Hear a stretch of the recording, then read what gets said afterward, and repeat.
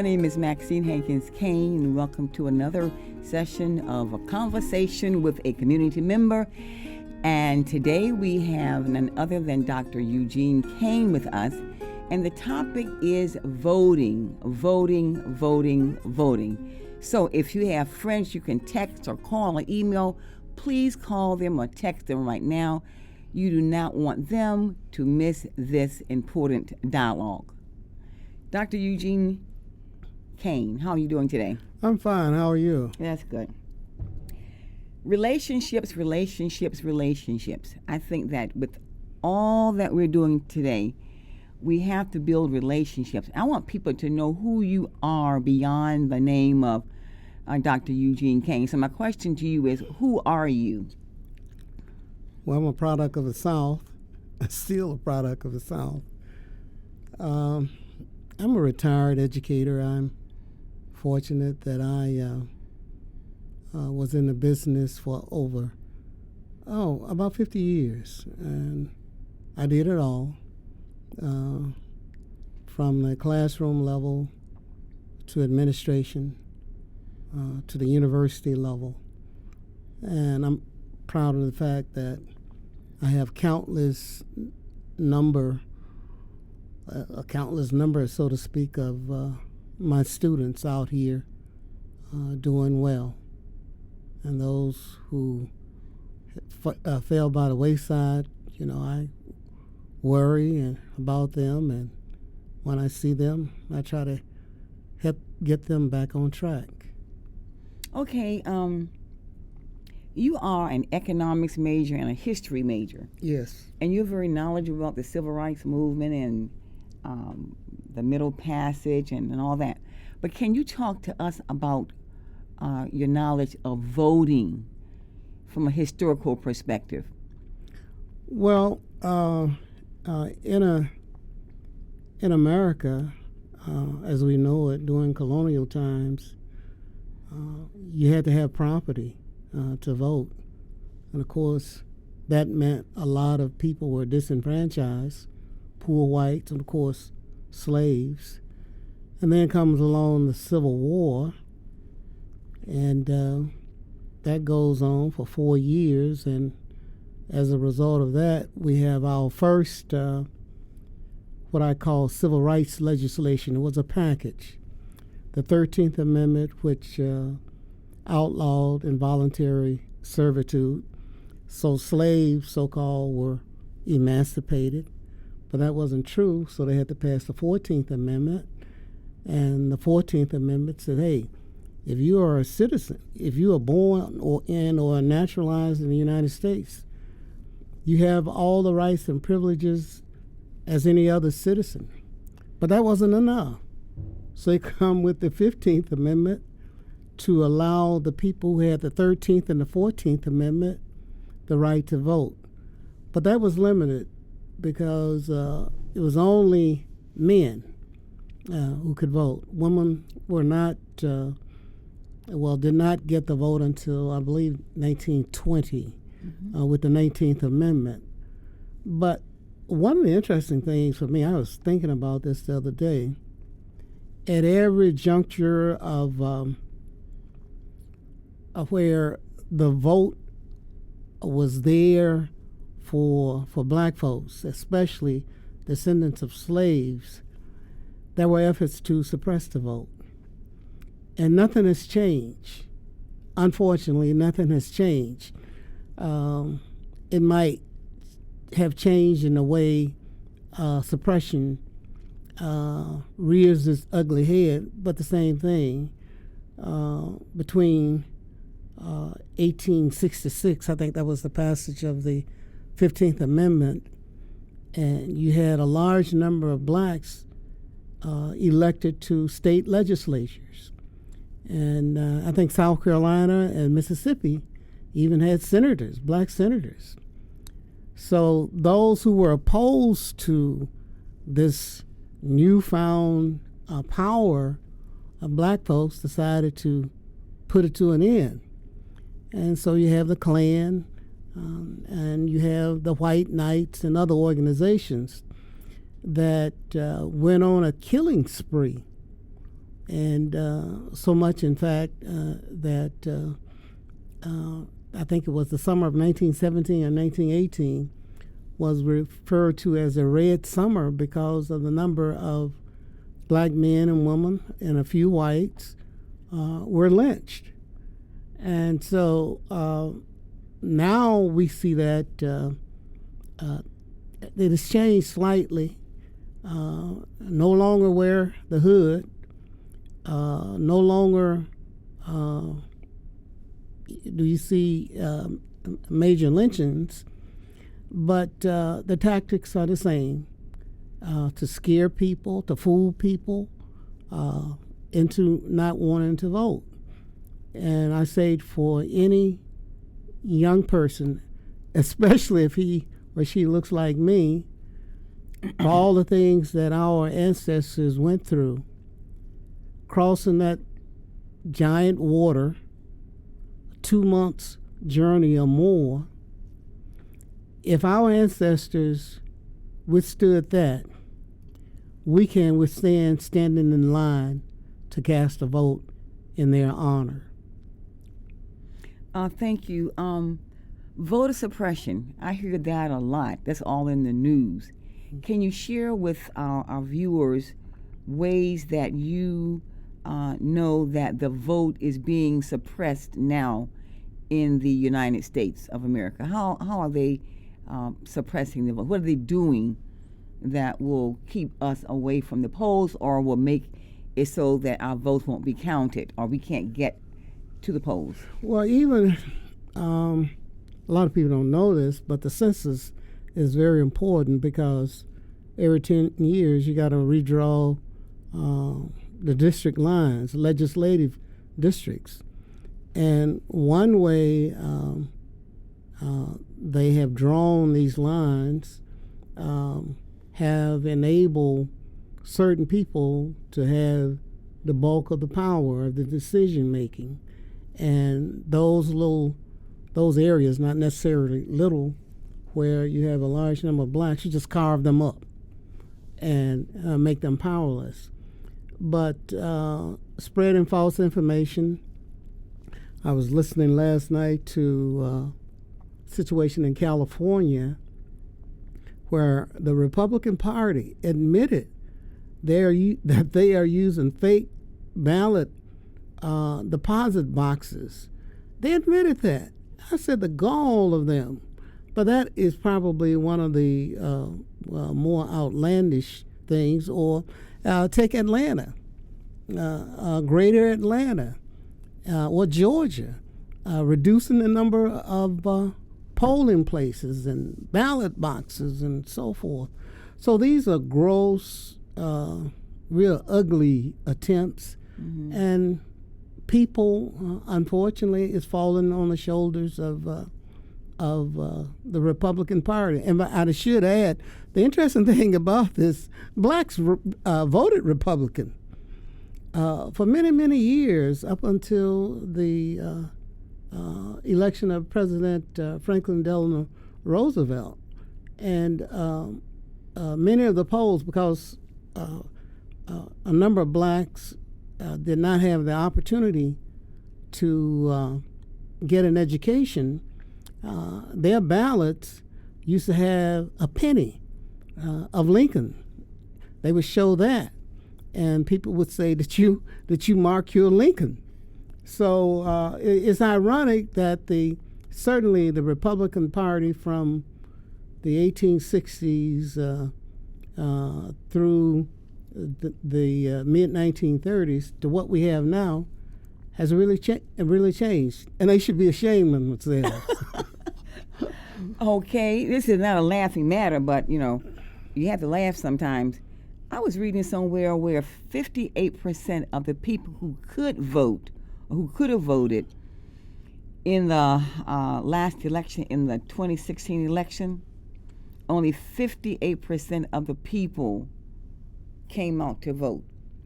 Why do you think that other number, that the rest of them didn't come out? What keeps people home in their beds? What keeps people on the couch or in the bar Why isn't there an urgency? Why wasn't there an urgency for the others, the 42% or whatever, to come out and vote? Well, you've heard me say this, and I've said this time and time again. People operate on the basis of what they perceive to be true. And it's unfortunate that a number of people feel as though their one vote will not count or is meaningless, so we don't vote. But when the city decides to use eminent domain to take your property, or when they are looking for people to sit on juries and you haven't voted, well, it comes back to hurt you. And it's unfortunate that those people who have operated on that particular basis, a lot of times they get the worst of what government has to offer. It is now 2020, Mm-hmm. and on November the 3rd, that's going to be a very, very important day. Can we afford to stay home this time? Is there no sense of urgency for young people, old people, all of us to come out and vote? Is there a sense of urgency now about this election, and why? Yes, but I should say there should always be a sense of urgency about each election, because your vote is your power. If you don't vote, you give your power away. And I define power as the ability to get things done. Mm-hmm. And if you don't cast your power, you're not in the game. You have no skin in the game, and you have no right to complain about anything. And if you are dismissed by the so-called ruling party or the president or whatever, and you didn't vote, you don't have a damn thing to say about it. And you shouldn't be sitting in your barber shops arguing this and that, and beauty shops Mm-hmm. talking about this and that, and you didn't vote. You shouldn't even be a part of the conversation. Mm-hmm. Mm-hmm. You're an embarrassment to our ancestors. Absolutely, because they've died and they've been beaten and Yeah. tattered and torn. I just had a conversation with City Clerk Chris Swope, and he said that there are some common mistakes that people make when they engage in the absentee ballot. Mm-hmm. And I wanted to share that with the listening audience today. And this is a sample ballot here, a sample ballot. But Chris was saying that if you wanted to just vote straight party, you have a choice of voting either Democratic Party, straight Republican Party, Libertarian Party. You can choose your party and just vote right there. And then skip all of this right here and go down to the other sections that don't deal with the different parties. He also said that people forget to sign their name here. That's a major reason why their votes can't be counted. So please remember to sign your name. Put your ballot in the sleeve. Put the sleeve in the address envelope, seal, and sign your name. That's very, very important. Now, what you just demonstrated, I was sitting here watching you talk about these common errors. Mm-hmm. As I said, I'm from the South. I'm from Birmingham, Alabama. And you know the history of Birmingham as far as the civil rights movement. Mm-hmm. And I spent my summers, for about 9 or 10 summers, with my grandparents in Lowndes County, Alabama, which is next to Dallas County, where Selma is located. Mm-hmm. So I remember my father, who was a very active citizen in our little part of Birmingham, out in the western section. He would come home after work, and he would gather some of the coal miners who worked at a coal mine across the highway. Mm-hmm. And almost all of them were illiterate. And fortunately, my father could read. And he would actually go through the tests with them. And these men, I'll never forget how I admired these men. Although they couldn't read or write and they took an oral test, mm-hmm. they actually memorized the answers. They literally memorized the answers. That was, to me, a valiant effort to vote on their part. Mm-hmm. Mind you, they didn't have the opportunity to get grade school education, but they were determined to vote. And I'm proud to say that my father was probably one of the few that I know mm-hmm. who actively mm-hmm. knocked on doors and took the time to inform people about the vote. Also, our mailman, Mr. Jackson, he would stop by and talk to people who were not able to understand all the mechanics, mm-hmm. just like you just presented there. I think that's great. Yeah. Your father and others helped people with the voting process. Speaking of that and keeping that tradition going on today, what can organizations, churches, pastors, superintendents of schools do to encourage people to come out and vote? Well, everybody has something in this in terms of the process itself, and no entity should be spared. Any club, civic organization, fraternity, churches. Now, personally, I think that we have relied on the churches too much. I think the churches certainly have a role, but we all have a role to play. If anything, we need to augment the opportunities that churches provide when they open their doors to teach about voting and to encourage their membership to vote. It's not just a church thing. All of us, the NAACP, everybody should be involved in this. Okay. One thing that's happening that's very important is what's being organized by the city under the leadership of the city clerk, Chris Swope, and that is on October 31st from noon until 5, and again from November the 1st from 2 until 5, right here on Washington, 2500 South Washington.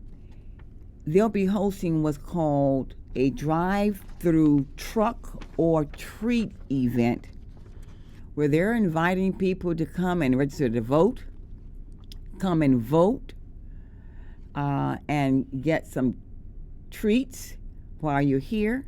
So everybody spread the word. We want to see you here on October 31st and November the 1st, bringing your children, bringing those who have not registered to vote, and have them to vote on site at that day, or also get registered to vote, or just drop off your ballot. There's more information coming out about this, but please, please, please come. Dr. Cain,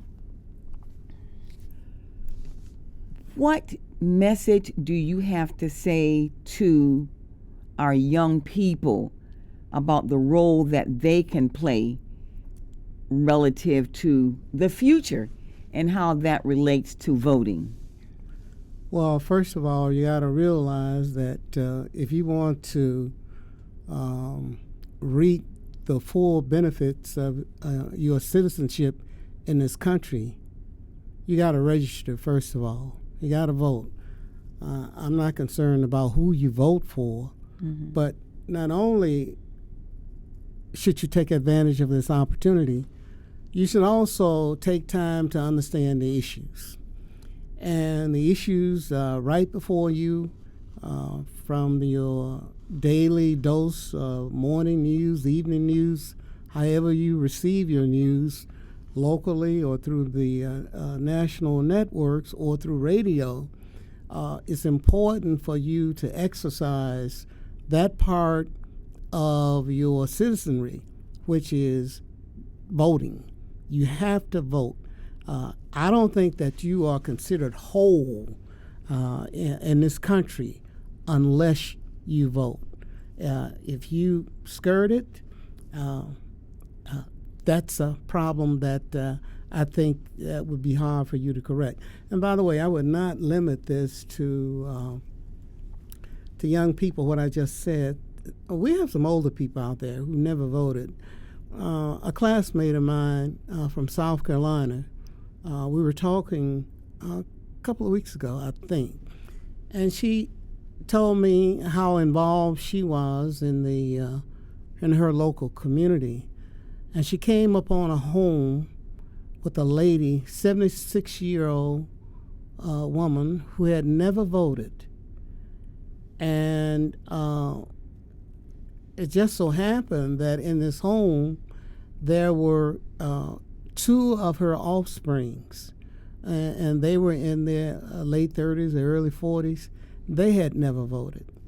And she started questioning them, and they went back about 5 or 6 other persons who had never voted. And believe it or not, I think those of us who are voters, we need to beat the bushes to find out who is not voting and get them to the polls. I love the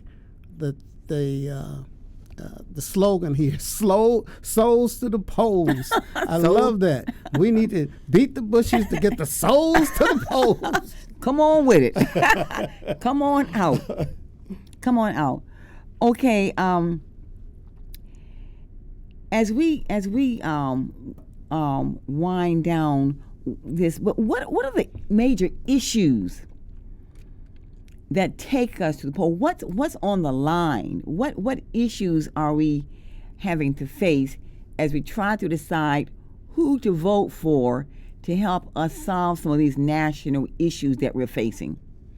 Well, being an educator, I'm really concerned about education and what's happening and the inequities in education. It's still a problem. It's been a problem that we haven't solved. I think it's solvable in terms of resources. It's a shame that just because you live in a wealthy district, you can get a wealthy education. If you live in a poor district, you get a poor education. That's unfortunate, and it shouldn't be. So it's important to elect people who are sensitive to the needs of those folks, those children and family who do not have the same opportunity. And of course, there are other issues, the environment. We're not too far. I think 45 miles from Flint. The water crisis there. That should really get you to thinking. The environment, the air we breathe, and looking at the fact that a number of people who look like me have all kinds of health challenges, asthma, heart disease, and what have you. And a lot of these issues that we had before us are of course, man-made. The other thing that I'm concerned about is we need to wake up and realize that we need to put a check on the power of people in certain positions. We have watched recently as the chief executive for this country, has done basically anything he wants to do, and you got a legislative body, at least one half of that legislative body, they won't do nothing. So the people have to put a check on that, whether that's going to come in a future amendment or what have you. And the fact that you have an executive branch, a Department of Justice, whereas they will tell the people not to even obey a subpoena. Now, if I get a subpoena, I'm going to the court, you know. But to do that, so voting for people who understand these issues, I think is a step in the right direction. Mm-hmm. So we have two justice systems, I think. Yes. One for the poor, one for the rich. In some cases, one for the white, and one for the people of color. Mm-hmm. What kind of leader do you want to lead this country? What are some characteristics that we look for in our national Number one, leaders? I don't want a liar. You don't want to lie I don't want anybody lying all the time in your face. And we simply say, oh, that's just him. That's the way he is. The way he is, how can you conduct foreign policy, domestic policy, when no one believes in you? When people of other nations are laughing at you. Remember a couple of years ago, we were in an African country, and the people were making jokes about our executive. And here is, I'm in a so-called third world country, and they're laughing at us because we say we are the sort of placeholder for democracy. But when you look at the way things are going, you know, we need to put a check on that. And the only way you put a check on that is to turn out strong at the polls. Okay. We have about 1 or 2 minutes left. I want you to look into the camera over there, Okay. and I want you to share a powerful message to the community, encouraging them to vote. What are your final thoughts, please, as you look at that camera and talk to the camera? Well, one of the things I would like to encourage people to do is to take this seriously. This is no joking matter. We have watched people being killed in the streets, and unfortunately, the George Floyd situation was just one of many incidents that if we were to pool our power, if we pool our power as thinking Americans who want to make this country live up to all the aspects of its Constitution, you got to vote. There is no way around this. You have to vote. Now, coming from me, a guy from the South who saw this firsthand, saw the Klan come through our community with their parking lights on, I know all about this. Voter suppression, we can rid ourselves of that just simply by turning out. You have to vote. You have, again, no skin in the game unless you vote. And I often say, I don't want any so-called friend of mine talking to me about what they just saw on television, what the president did or the legislature did, and you didn't vote. I don't have time for you. Okay. Thank you, Dr. Eugene Cain, and thank you to our listeners. Remember, your vote counts. There's power in one person. My name is Dr. Maxine Hankins Cain, and thank you for joining us today with our conversation with Dr. Eugene Cain.